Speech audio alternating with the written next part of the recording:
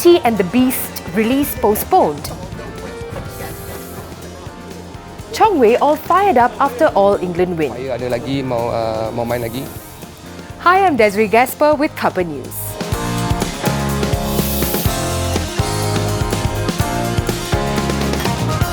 The fate of Beauty and the Beast is still in limbo, although it has been given the all-clear by the Malaysian Censorship Board following a minor edit. Disney has indefinitely postponed the opening of the film. LPF chopped out the controversial gay moment in the new live-action remake of Beauty and the Beast. The board's chairman, Dato' Abdul Halim Abdul Hamid, said the film has been approved but with a P13 parental guidance classification on top of the cut.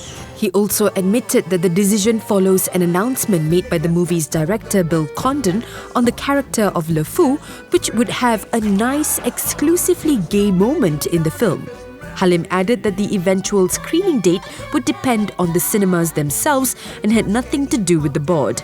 The movie was scheduled to premiere in Malaysian cinemas on March 16th. Checks on major cinema websites, however, revealed that the release date for the movie has yet to be announced.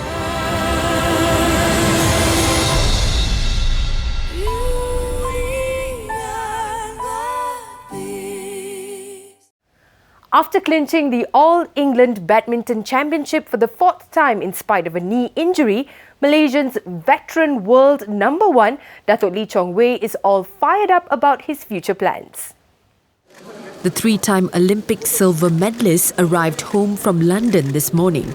He was welcomed by his wife, Datin Wong Miu Chu, and their two sons.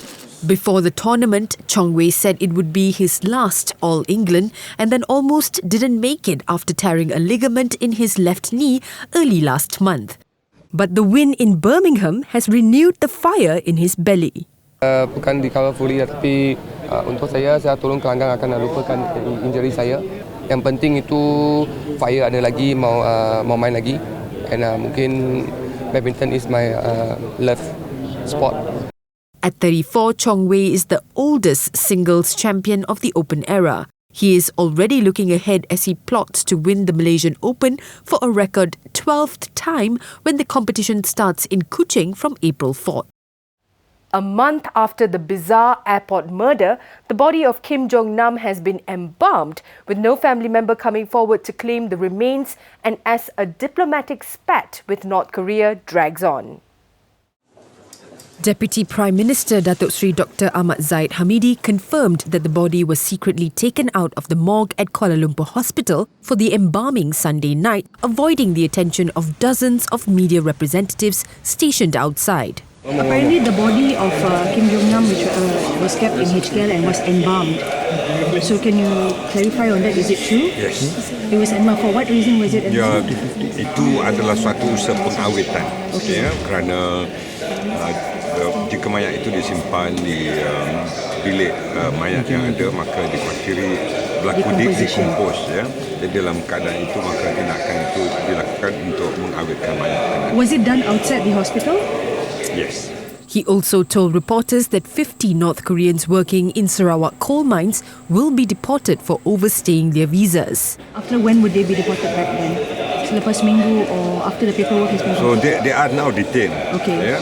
Dia orang sekarang di dalam depo tahanan sementara di Sarawak, dan selepas documentation untuk penghantaran pulang mereka selesai, maka kita akan melakukan penghantaran berkenaan.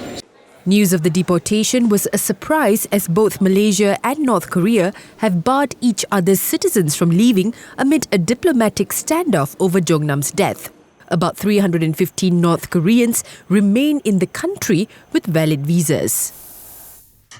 Meanwhile, in New York, North Korea's permanent representative to the United Nations, Kim In-ryong, tried to shift the blame for the murder of Kim Jong-nam to the United States and South Korea.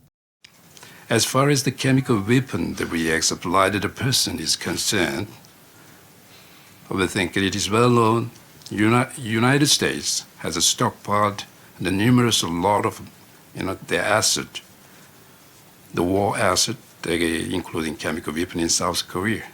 There are many possibilities that such a kind of a material could be introduced from the South Korea. Should the US and South Korea authority keep resorting to political chicanery that to bring down the social system in DPRK and they're being lost to the regions, the DPRK will be compelled to take strong measures for self-defense in order to protect the sovereignty and dignity of the country.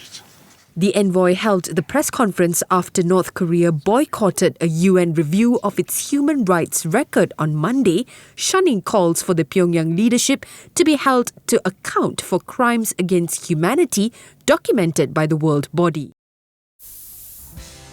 Also making headlines on Tuesday, the High Court in Johor Bahru denied an application to release State Exco Dato' Abdul Latif Bandi, who is being remanded until March 16 to assist investigations into a massive land and housing scandal.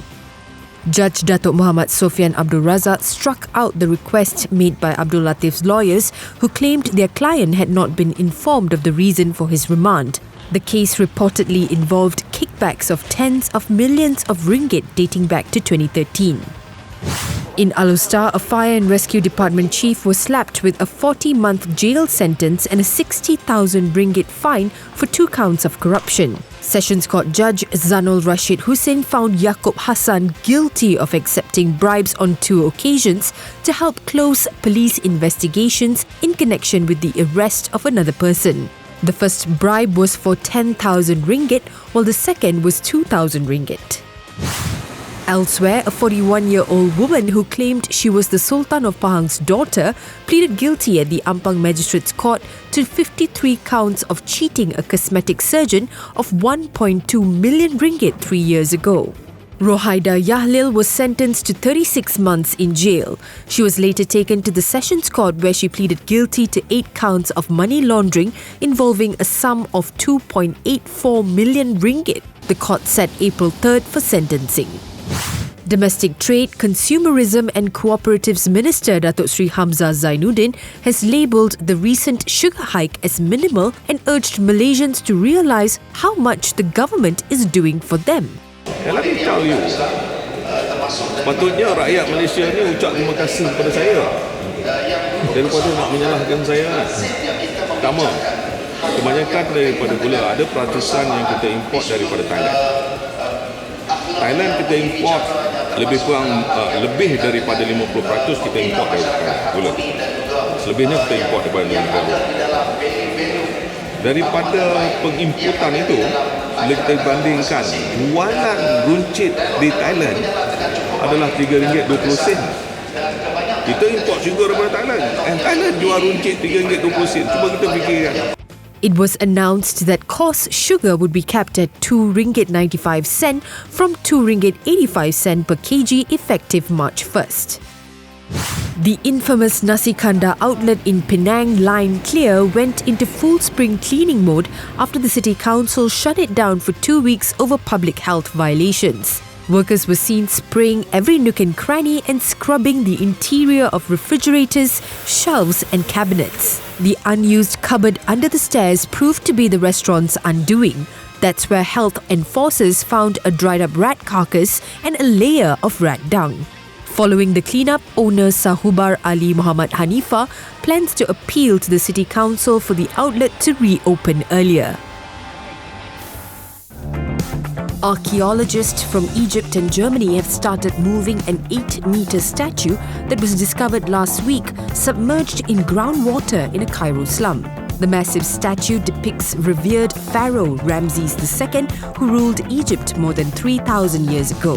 The discovery was made near the ruins of Ramses II's temple in the ancient city of Heliopolis, located in the eastern part of modern-day Cairo. Organisers were forced to cancel an international road race in South Africa on Sunday due to strong winds. Videos posted on Facebook show cyclists losing control of their bikes at the start of the Cape Town cycle tour. Strong gusts can be seen picking up bikes and knocking some cyclists to the ground. This is the first time in the race's 40-year history that it has been cancelled.